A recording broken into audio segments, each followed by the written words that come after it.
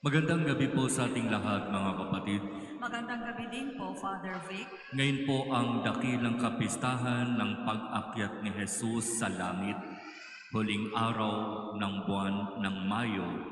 At sa ating pagdiriwang sa dakilang kapistahan, magandang balikan at pagnilayan ang narinig natin mula sa unang pagbasa. Ito ay mahalaga na mapagnilayan sa kapistahan ngayon sapagkat dito magandang simulan ang pagninilay kaugnay ng ating pagdiriwang kasabay din ng pagkilala sa tinatawag nating mga ginang ng parokya. Dito sa ating unang pagbasa mula sa Gawa ng mga Apostol, isinalaysay sa atin kung paanong nangyari na si Jesus ay umakyat sa langit. At matapos na maibigay niya ang pagpapala sa kanyang mga alagad at siya'y tuluyang umakyat sa langit, sabi ng unang pagbasa, mayroong dalawang lalaki na parabang anghel na nagsabi sa mga alagad, ano't kayo'y nakatingala pa riyan? Na para bang sinasabi nitong dalawang malaanghel na ito, ano't tatayo-tayo kayo riyan? Bumalik na kayo sa lungsod at magsimula na kayo ng inyong misyon. Simulan na ninyo ang inyong gawain sapagkat itong Jesus na umakyat sa langit ay babalik pag itinakda na ng Ama.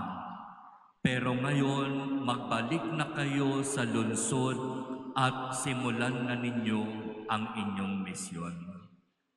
At alam nating lahat na matapos na gawin at simulan ng mga alagad ang kanilang misyon, nagawa nila ang lahat ng maayos, ng tagumpay, sapagkat sumasa kanila ang presensya ng Diyos, ang Espiritu ng Diyos.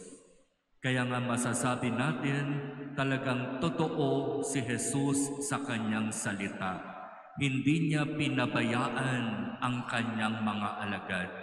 Sinigurado niya na ang kanyang presensya, ang kanyang Espiritu ay nasa kanyang mga alagad at sa simbahan na kanyang itinatag.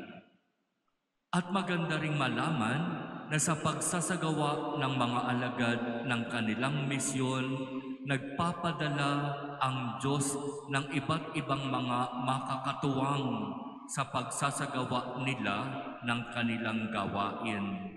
At kadalasan, ang ipinapadala ng Diyos na magiging katuwang ng mga alagad ay mga kababaihan. At ang mga kababaihan na ito, mababasa natin sa Biblia, ay tumutulong sa pangangailangan noon pa man ni Jesus hanggang sa pangangailangan maging ng mga alagad. Kaya malaki ang naging bahagi ng mga kababaihan sa gawain ng mga apostol tungkol sa pagpapalaganap ng mabuting balita. At kung iuugnay natin ang naging karanasan na iyon ng ating Panginoong Hesus at ng mga alagad sa mga tulong pinansyal, sa mga tulong na material na ibinahagi ng mga kababaihan doon sa kanilang misyon, pwedeng-pwede nating sabihin na ang ganitong gawain ay nagpapatuloy pa rin hanggang ngayon, maging dito sa ating dambana. Kaya nga sinasabi ko, maaari nating iugnay ang ating pagdiriwang ng pagkilala sa mga ginang ng parokya sa naging karanasan ng ating Panginoon at ng mga alagad. Naririyan ang mga kababaihan para mag-provide ng kung ano ang pangangailangan ni Jesus, ng kung ano ang pangangailangan ng mga alagad para sa pagtataguyod ng simbahang itinatag ni Jesus. Kaya nagpapasalamat tayo sa misang ito para sa mga kinatawan ng ating MSK 12 areas. Sila yung tinatawag nating mga ginang ng parokya. At sila ngayon ay nandirito para gawaran ng pagkilala at siyempre dahil ginang ng parokya, merong nagwagi at merong mapuputungan ng korona bilang pagkilala sa kanilang naging bahagi sa pagtulong sa ating parokya.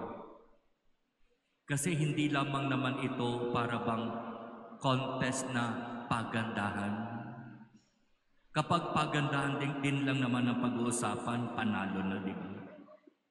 Pero hindi, bukod sa maganda na, ang gusto nating maipakita sa ating parokya, sa ating dambana, nagbabahagi ng kung ano ang material at pinansyal na kakayahan para ipangtulong sa pangangailangan ng ating dambana. Ito ay para bang isang malinaw na fundraising project na pinangalanan nating ginang ng parokya na ang pinaka-objective ay makatulong sa mga pagpapaayos at pagpapaganda ng simbahan, lalo na sa paghahanda na sinisimulan nating gawin para sa ating official declaration as Minor Basilica of St. Paul of the Cross. At ito ay gagawin natin sa October 26, kung saan si Papal Nuncio Charles Brown ang mamumuno sa ating pagdiriwang ng banal na misa. Kaya maraming salamat sa kinatawan ng ating MSK areas, sa lahat ng bumubuo ng 12 area ng ating MSK dito sa parokya, sa inyong pagtulong-tulong para makalikom ng sapat na pinansyal na tulong para sa ating proyekto. Kaya dahil dyan sa pagkakaisa at pagtutulong-tulong na yan, meron tayong nalikom na halaga, hindi man sapat, pero malaking tulong para masimulan yung mga dapat nating pasimulan.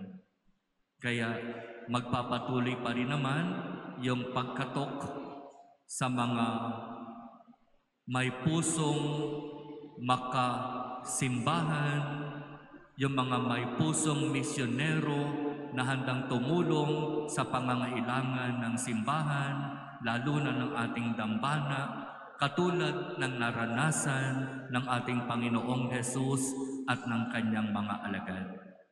Kaya para sa ating mga nagwagi at mga kandidata, muli maraming salamat at sana hindi matuldukan yung pagtulong na gagawin ninyo sa ating parokya, lalo na sa mga preparations for the official declaration as Minor Basilica. Mangumulit na naman ang simbahan sa inyo. Alam ko, may kaya pang ilabas.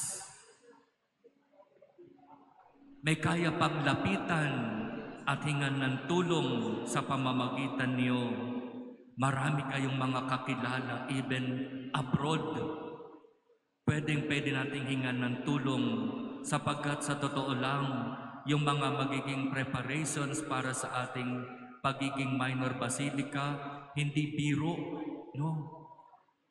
Kinakailangan natin magpagawa ng mga granite marker tiles na ilalagay dyan sa may entrance, ng mga marble flooring na ilalagay dito sa ating harapan, ng Pope's chair, ng papal emblem, at marami pang iba. Kaya kapag medyo mangumulit ang simbahan, mga ginang ng parokya, sana ang maging sagot, ay oo, sige, kaya pa. Amen. Yung mga tao ang sumagot, hindi sila. Mga ginang, hello, kaya pa ba? Ang babait nila, hindi sila kumikibo. O huling tanong, o mga ginang ng parokya, kaya bang tumulong sa pangangailangan pa ng dambana? Hindi naman ibig sabihin manggagaling sa inyo, pwedeng sa pamamagitan nyo meron kayong mga kakilala na pwedeng sabihin, pwede nating lapitan, pwede nating hingan ng tulong, o kung wala naman, ikaw na. Amen? Tulong-tulong, magkaisa nawa ang bayan, ang parokya, ang dambanang ito, katulad ng pagkakaisa at pagtutulong-tulong na naranasan ng ating Panginoon at ng mga alagad. Maligayang kapistahan po ng pag-akyat ni Jesus sa langit. Palakpakan natin siya.